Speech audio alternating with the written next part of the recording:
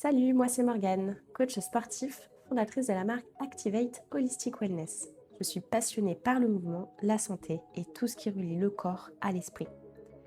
Ici, je vais te parler d'énergie, de rythme, de cycle, d'alimentation, de sport et de ce qui se passe quand on commence vraiment à écouter son corps. Chaque vendredi, je te partage mes réflexions, mes découvertes, mes coups de gueule et je fais le lien avec mon activité de coach.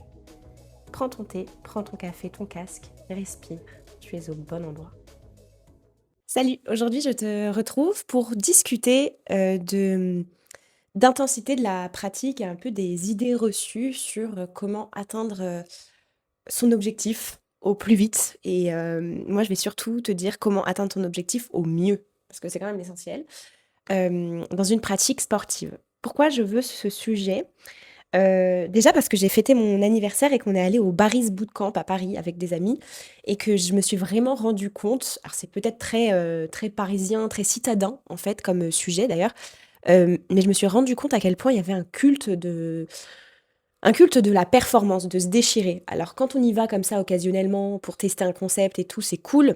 Par contre, je pense qu'il y a des personnes qui sont très habituées et très, friandes de ce genre d'intensité. Il y a un truc un petit peu, peut-être addictif dans ça, dans ce surpasser, se dépasser, voilà, il y a un culte du dépassement de soi, qui est pas forcément, la meilleure façon d'aller vers la pratique sportive. Voire même, je pense que ça effraie certaines personnes. Donc tant mieux si vous êtes sur ce podcast, restez là, pour que je vous donne, moi, mon avis en tant que coach et mon approche de la pratique sportive pour arriver tranquillement et sereinement et peut-être de manière plus sécuritaire vers son objectif. Donc il y a ce culte-là du dépassement de soi, ce culte de la performance euh, qui est à mettre en avant.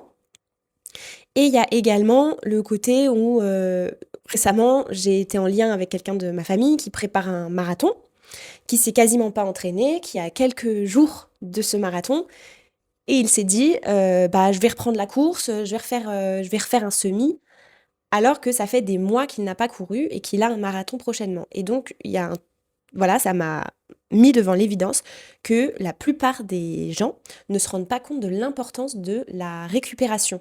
C'est essentiel à une atteinte d'un objectif, voire même c'est la fonction principale du corps, hein, de nous ramener à de l'homéostasie, de nous ramener à un état de calme. Donc si on ne laisse pas la possibilité à notre corps de récupérer, on va clairement vers un échec sportif, un échec de la pratique qui peut se traduire par des fractures de fatigue, par des blessures diverses et variées, ou par une surcharge physique et mentale en termes de stress. Parce que le sport, c'est avant tout un stress physique, un stress métabolique, et donc laisser le temps au corps de revenir à la normale doit faire partie de la pratique sportive, aussi bien sur une préparation mentale que sur une préparation physique. Voilà, c'est le thème du jour. Je vais revenir sur ce truc de, l'intensité à tout prix et le dépassement de soi, qui est, saut 2026, voire même 2025. Je dirais que on voit bien avec tous les mud camp, les mud day, les IROX, l'émergence de ces box de CrossFit. On voit bien qu'il y a une volonté de rendre sa pratique sportive, intense. D'ailleurs, les crossfitters ou ceux qui font de l'IROC sont généralement très fiers, et s'en vantent, beaucoup parce que, il y a cette image de la surperformance, cette image de, «À la fin de ma séance, je suis rincée et c'est ça que je cherche dans ma pratique sportive». Je pense que ça devient problématique quand effectivement c'est l'objectif premier du sport, c'est se décharger.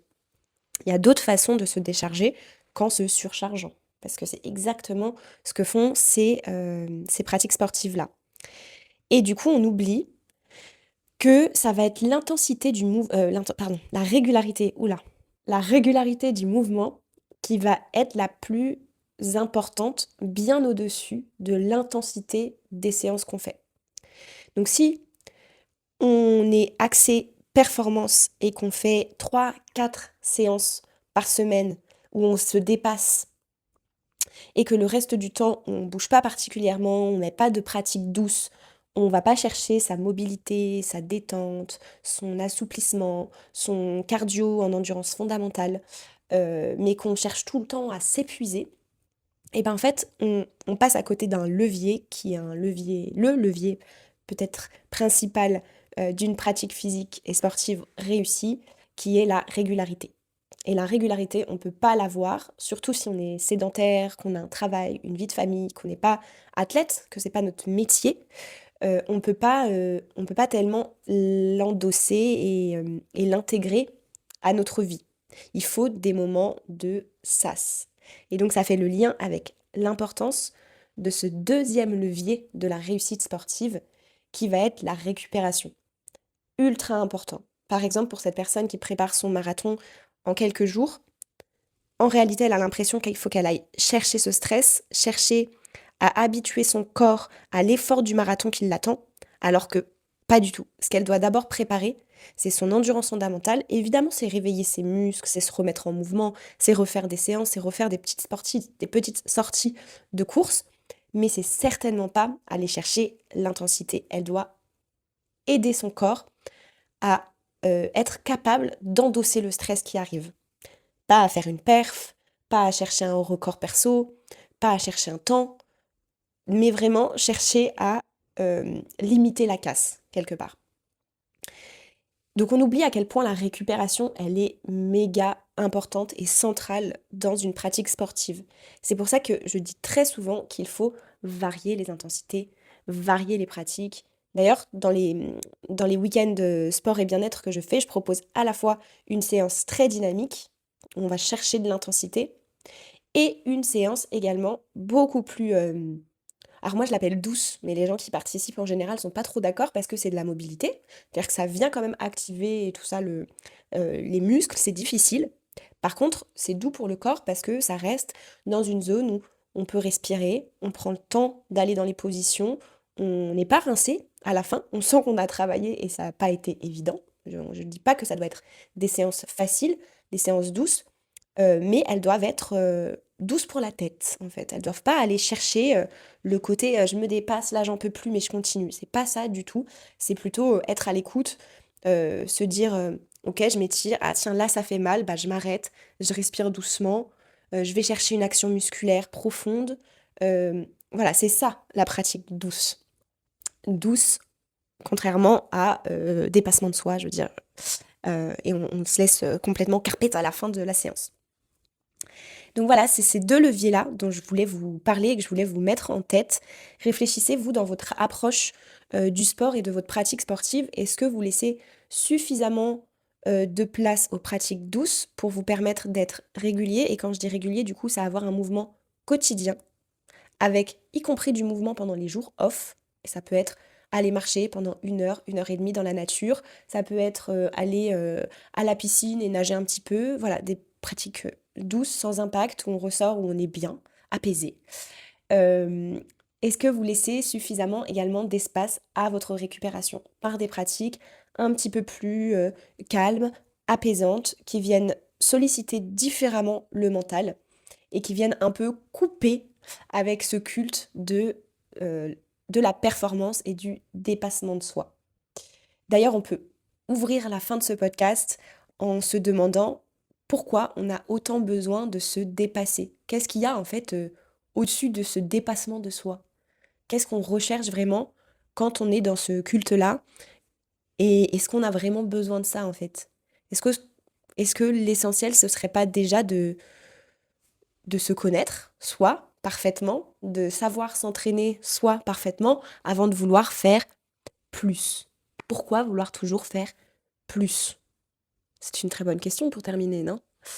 Voilà, c'était mon sujet du jour parce que vraiment, je vois ça de plus en plus.